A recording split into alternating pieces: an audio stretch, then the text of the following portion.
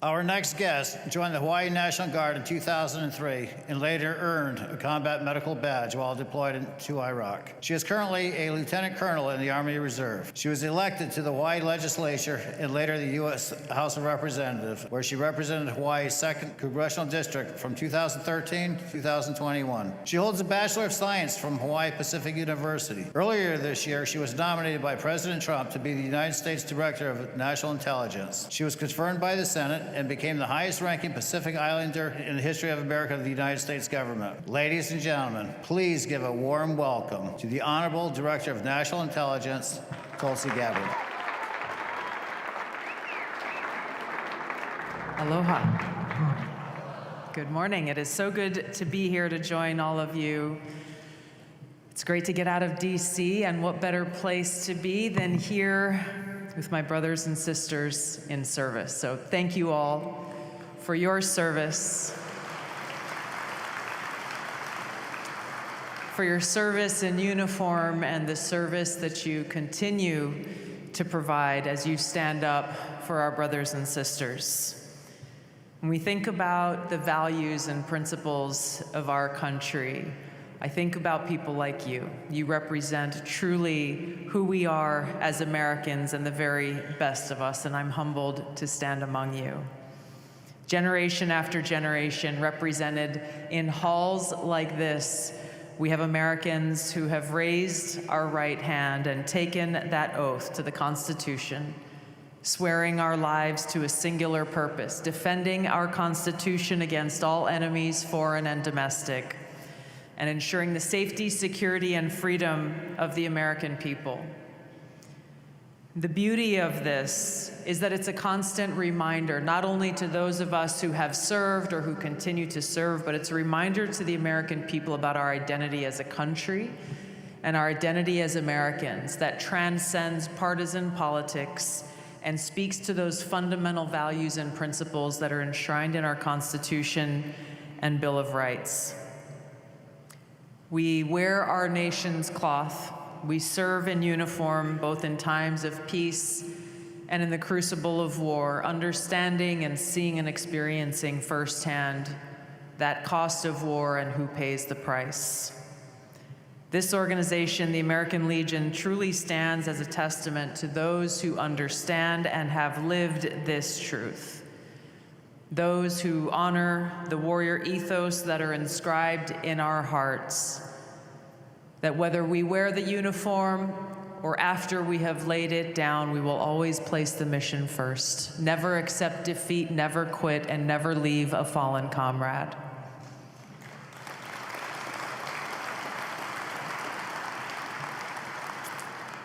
One of the things that I really appreciated and enjoyed most about the 8 years that I served in Congress representing Hawaii's 2nd District was the opportunity to be in a position where I could take immediate action to solve problems for veterans in need. I want to give a quick shout out to our Hawaii folks who are here in the crowd today. I saw them backstage. There they are. It's great to see you again, and I know we worked together for many years around some of the challenges that we face, but like many members of Congress, the vast majority of calls and requests that we had for assistance from across the state of Hawaii came from veterans, which is a pretty heartbreaking state of the Veterans Affairs Administration during that time. Again, I was grateful to get those calls. I was grateful to get to work with my team to resolve those issues, whether it had to do with veterans benefits, veterans housing, veterans health care. I'm looking forward to hearing my friend Doug Collins' comments, because I gotta tell you, he's been on the job for a few days. As you know, he is a veteran as well, and he is working hard, and he has already made truly historic change. I want to share a couple of stories, though, because these were impactful for me. And in one day that I got a call and a request from a Vietnam veteran who had served in combat, been wounded in combat, thankfully came home, was discharged honorably, was now at that time serving as a judge in Hawaii, but he called and humbly and respectfully asked for assistance to get his Purple Heart Award. And I asked him, over all of these decades that had gone past since he came home from Vietnam, what happened? Why hadn't he received it? What was the issue? And he said, well, they're claiming that I don't have the appropriate medical paperwork. And I gotta believe, like a lot of folks, when you've been injured in combat and you're being sent home, medical paperwork is probably the last thing that's on your mind. The thing was, he had a piece of shrapnel in his thigh all of these years from Vietnam. But for the bureaucrats, that wasn't enough. I was grateful to be able to help cut through the red tape of bureaucracy and to join him and his family in front of his old unit, the Gimlet Battalion at 25th Infantry Division in Hawaii at Schofield Barracks, and honor him for his service and present him with that Purple Heart.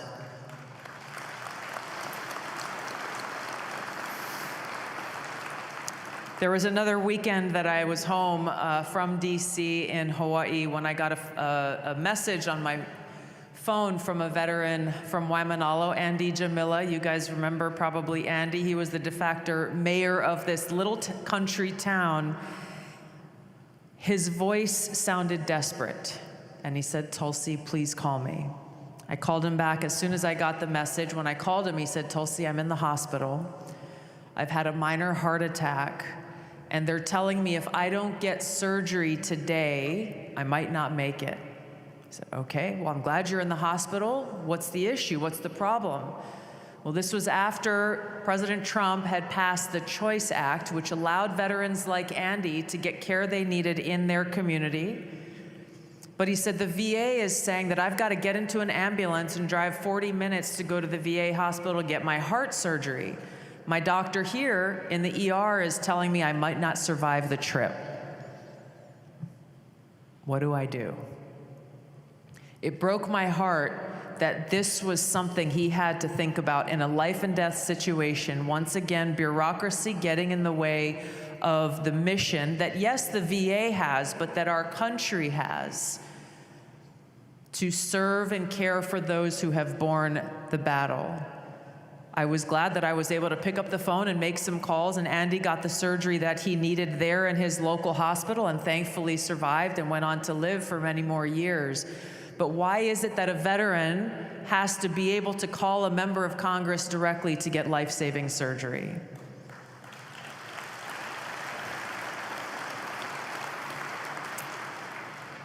These are the things that I remember and I think of every time Veterans Day comes around and we hear words of gratitude. Gratitude and saying thank you is nice, but in my mind, it's meaningless unless it's followed by action.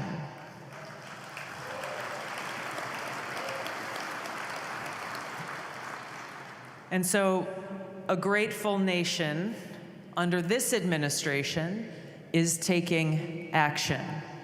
We were in a historically long cabinet meeting yesterday with President Trump. I think it went 3.5 hours. His energy is something that I cannot explain. He went straight from that meeting into many others. His scheduler came in, she said, you're 2 hours behind schedule, we gotta go. But what we heard from Secretary Collins in that meeting, what we heard from President Trump, and hear from him consistently, his care for you. You're on his heart and his mind. And he wants results delivered quickly, problems to be solved. Big changes that have been needed for so long are being made in a truly historic way.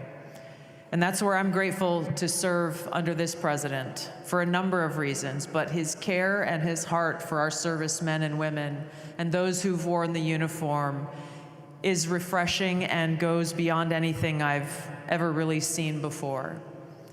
On Monday this week, he welcomed into the Oval Office the family members and loved ones of the 13 service members who were killed in that Islamist bombing at Abbey Gate in Afghanistan 4 years ago.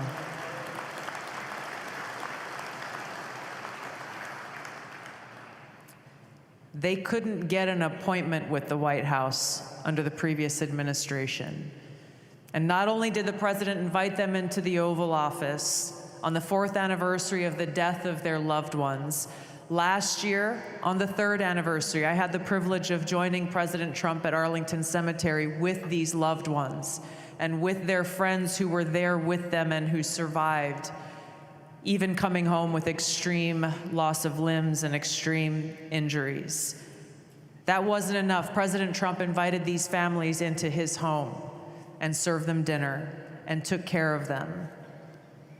This is coming from the heart of a president who truly cares, and that singular quality is the most important one, and it's the answer to how we collectively as a country come together to be able to solve the long-standing challenges too many veterans have faced and actually bring around real and lasting solutions. One of the ways that President Trump is honoring your service, our service, generation after generation after generation, is fundamentally and first and foremost repeating over and over again and showing through his actions and his leadership that he wants his legacy as president to be one of a peacemaker. He wants to be the president who makes sure that our brothers and sisters in uniform are no longer sent to fight in stupid wars that do not serve the interests of the American people and our nation's security.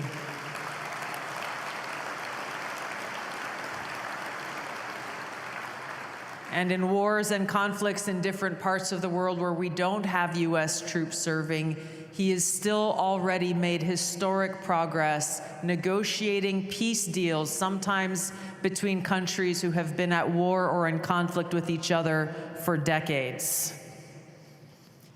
President Trump understands what our military is for, the sacrifices that not only our servicemen and women make, but the sacrifices that their families make alongside them, their spouses and their children.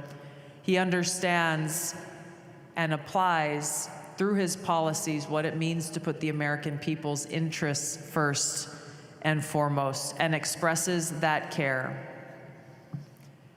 I'm grateful and honored to be able to serve in his administration as the Director of National Intelligence, where we are tasked with a core national security mission, first and foremost of finding the truth and telling the truth, and making sure that the intelligence that the president is getting, for him to be able to make some of the most critical decisions about our nation's security, is accurate, unbiased, not politicized, and relevant to the task at hand.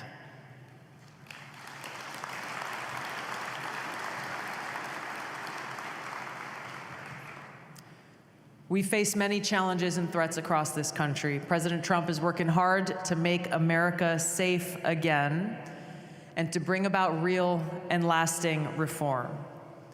These are challenges and issues that affect us all, not just one party or one group or another group. Real solutions and real change centered around a heart of caring for one another and rooted in our fundamental and foundational principles in the Constitution is what we are focused on and what has the power to bind us together as Americans. This is the heart and soul of who we are. We can overcome these challenges. We can face these threats when we stand together as one, and there are no better leaders and examples of that bond than you, than those who have worn the cloth of this country, those who have borne the battle. We are the greatest nation in the world because of our people, rooted in the principles of freedom and liberty that are enshrined in our Constitution. And it's both our opportunity, our challenge, and our responsibility to carry that oath that every one of us took, that we swore when we enlisted in the military, to continue that mission for as long as we live. Thank you all for your service. Thank you to the American Legion all across this country for your continued service. The mission continues. Thank you. Aloha.